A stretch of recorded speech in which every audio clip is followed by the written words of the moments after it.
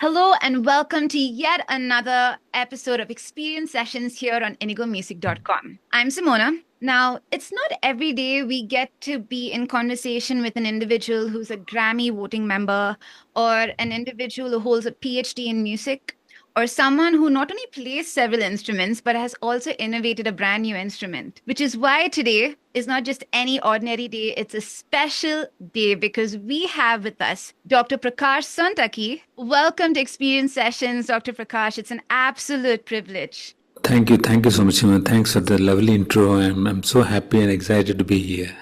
Likewise. So, Dr. Prakash, what is a Swarveena? Swarveena is basically, if you look at it in a very raw format, it's kind of a slide guitar with some modifications. Because the term Swarveena comes from the term Swarmandal in Hindustani classical music. You must have seen certain vocalists holding this harp-like thing, which they just keep strumming while singing. That's a Swarmandal. And the Vichitraveena concept of slide guitar. The slide guitar is kind of a family of the same Vichitraveena, which used to use this deer horn for a slide. So it's a kind of a combination of those two, which I call the Swarveena. Simple because many people suggested to me, even the maker used to tell me that, why don't you call it Prakash Veena and stuff like that? Because lots of musicians do that when they make an invention, they bring their name into it. And so my only feeling was that if somebody is not connected to me, and still wants to learn the instrument, he should be encouraged to do so.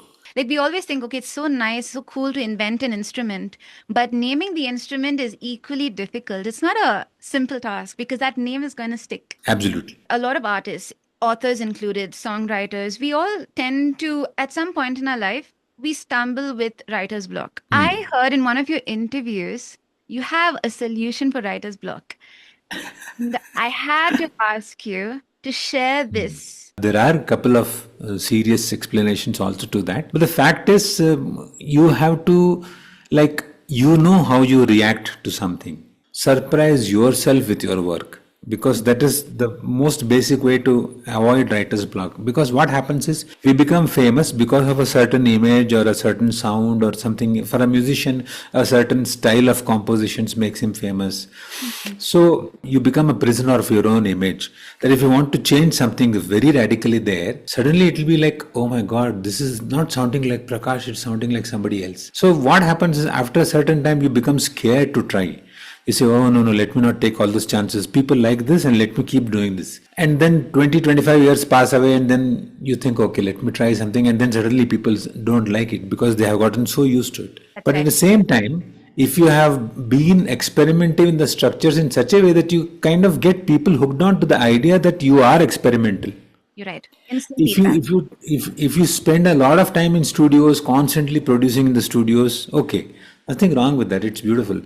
But then when you have to go and play it out live, you are driven by your own desire to try and stick as close to the original as possible so that people identify the song quickly.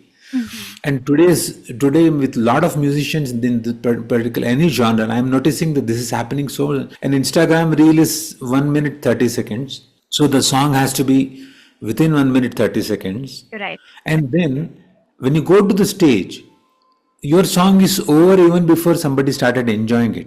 Correct. They just wait for that part and then they tune out. And just the sweet part comes out and it's gone. And then you think, oh, the public is still really hungry for watching you because they come to perform, they come to see you perform live.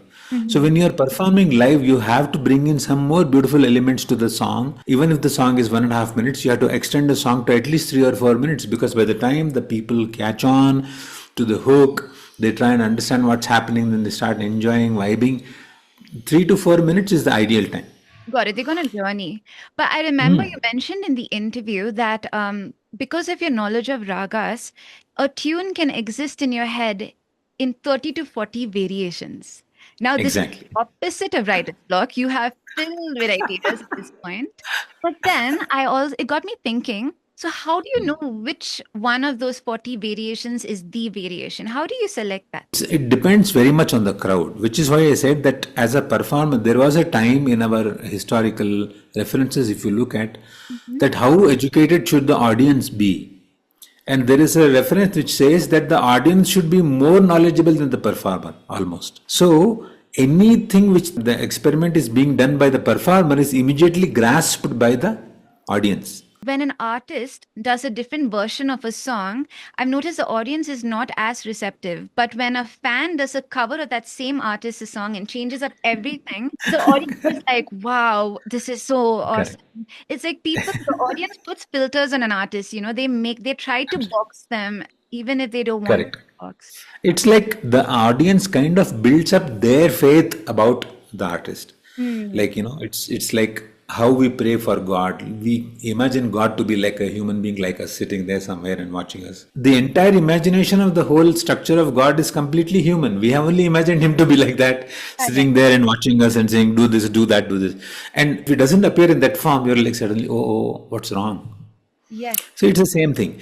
When we start idealizing lots of, like most of us have been idealizing rock stars, been watching rock stars, and then when we go and watch the show and the rock star is not behaving like how we imagined he should be behaving, we feel betrayed. Yes. And we say, oh no, it's not like that, yaar. Correct. तो बात अलग ही कुछ है.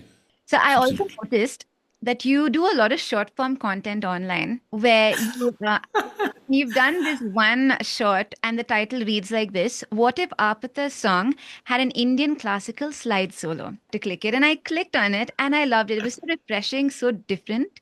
So I wanted to ask you, do you think there's a mainstream song out there which could benefit from an Indian classical slide solo? If you ask me like a question like that, I'll tell you a simple answer. Every single song that I have heard in my life Mm-hmm. will benefit from a classical slide solo. So then it's got me thinking now that you have just released a brand new composition on Independence Day. And can we expect some of these? Like it's a song called Forgotten 52, if I'm not wrong. Forgotten 54. Yeah. Forgotten 54. So I would like to love if you could describe to us what this brand new composition Forgotten 54 is all about. Forgotten 54 is a track kind of dedicated to those 54 people lost in Pakistan, in the 1971 war. When the 71 war happened, we kind of, at the end of the war, we returned back 93,000 soldiers to the Pakistani people. But we forgot these 54 people there. Nobody knows what happened of them. Like, have they died? They're alive? Because repeatedly there was some information coming from the media of Pakistan that they are still alive, they are languishing in some jail, nobody knows where they are. And now though it's almost 50 years or more, and we don't know what happened of them. So that kind of made me feel very, very sad on the day I got to know about this. And then something clicked in my head. I said, okay, let me just write a song bringing out the awareness about this whole fact. That's why the track is called Forgotten 54. True. I mean, it's a very interesting topic. I mean, because it's a mystery, the disappearance of 54 individuals who perhaps possibly perished, but for a very meaningful cause, but no one will ever know.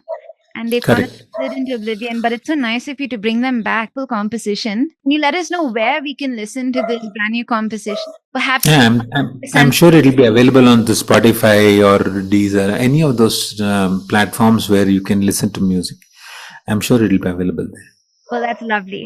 Well, Dr. Prakash, absolute pleasure. I can't stress this enough. It's an absolute pleasure conversing with you on this fine Saturday. All the best with the track. It's such a meaningful track, and what a beautiful track to release on Independence Day. It makes it all the more meaningful. Thank you. Thank you so much for your Thank you so contribution. much. Thank you, Shimana. Thank you so much to Indigo Music